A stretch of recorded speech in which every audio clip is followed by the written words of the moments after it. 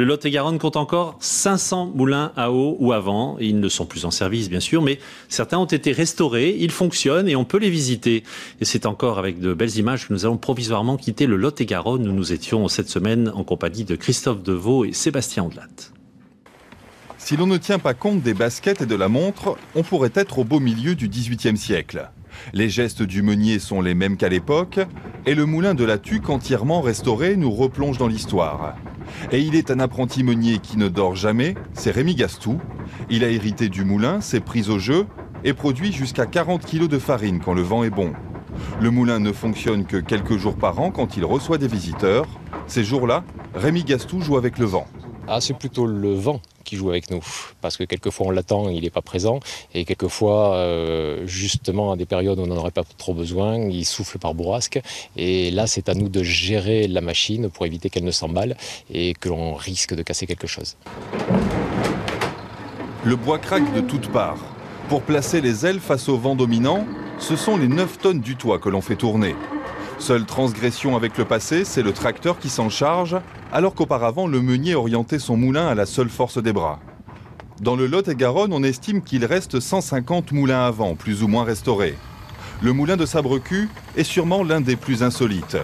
La cuisine est au rez-de-chaussée et en empruntant un escalier toujours situé à gauche pour monter les sacs de blé sur l'épaule droite, on arrive dans une chambre à l'étage. Le moulin est devenu une résidence secondaire, atypique.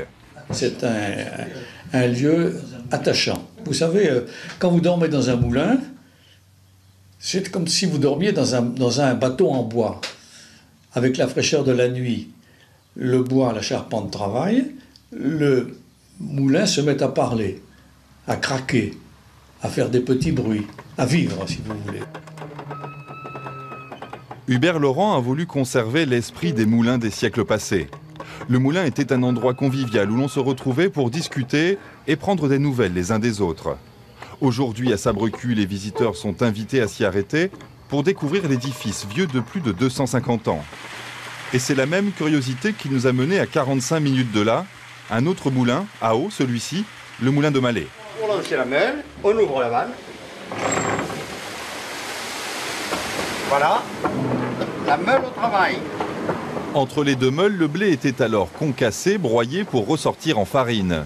La comptine Meunier-Tudor de notre enfance prend alors tout son sens. C'est à l'oreille que le meunier surveillait son moulin. Meunier, ton moulin va trop vite. Une meule qui tourne trop vite, ce sont des meules en silex.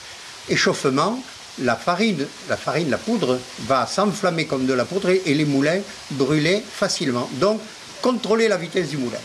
Dans la famille Borios, on était meunier de père en fils pendant 14 générations. Mais tous les moulins du Lot-et-Garonne se sont arrêtés en 1935, lorsque les minoteries les ont rachetés.